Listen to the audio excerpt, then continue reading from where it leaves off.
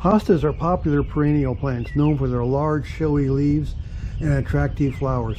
They are commonly referred to as plantain lilies or lily of the valley plants, although they are not true lilies. Hostas in general are known for their ease of care. These hostas require very little, if any, care.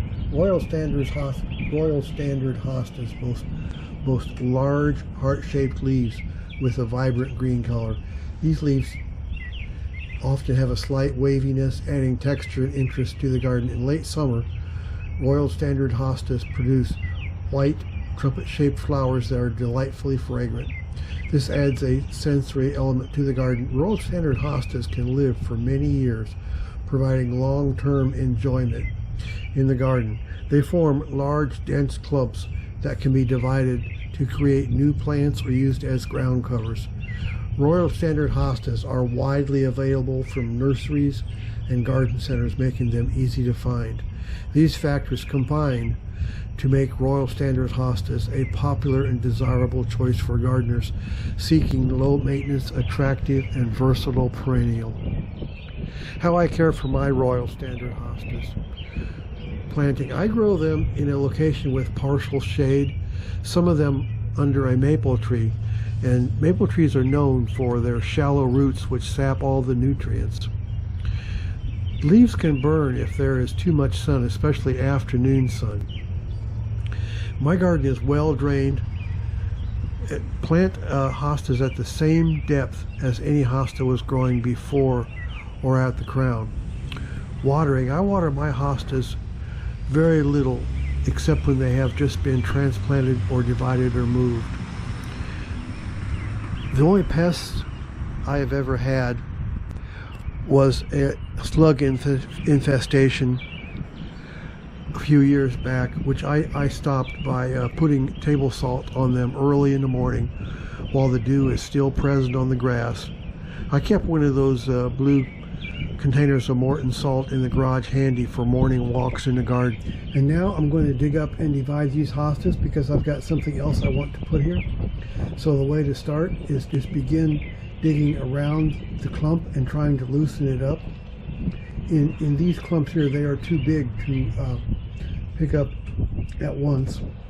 And it might have been better to start this job earlier before the leaves unfurled. But this is May and I didn't. So dig around the clump to loosen it up, just gently prying up, and go all around it until you get the whole clump loosened.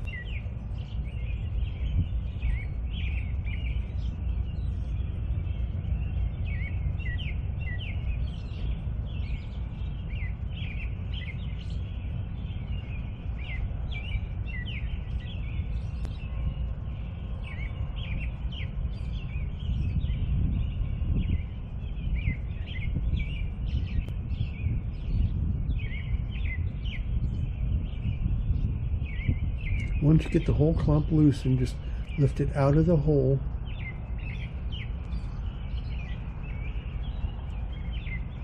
and then use your shovel to break it apart into halves or whatever works the best. In this case, I'm just doing it in half and just chop it apart. You could use a saw for this and maybe get more clumps, but a shovel works just fine. It's the way I've always done it. And then I just put them in my wheelbarrow and take them over to where I want to put them. Here's one I put here last year the same way, and just dig a hole that the clump fits into at the same ground level that it already was, and then brush the dirt in around it that you dug up. And I'm starting another hole for the next one right here. And then I'm dividing up a clump that was too big to put in there.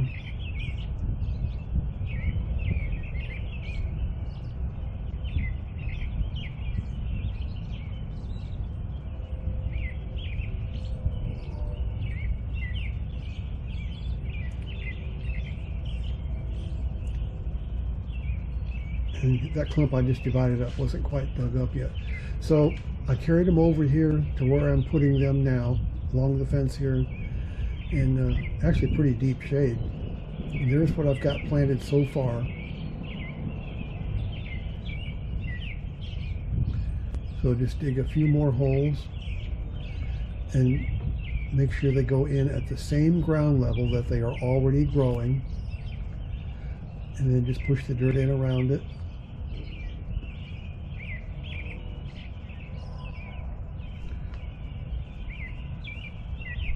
Now the only job to do now is to put a mulch down around it and water them.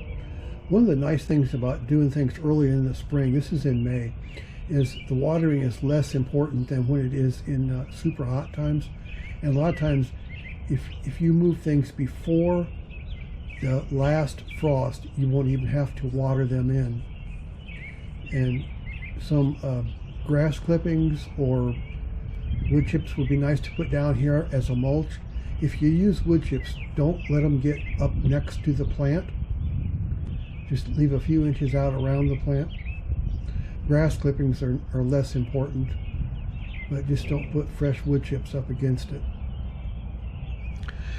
Thank you so much for watching this entire video. And if you could you please subscribe to my channel? I would really appreciate it, and like this video. And thank you very much, and I'll talk to you next time. Goodbye.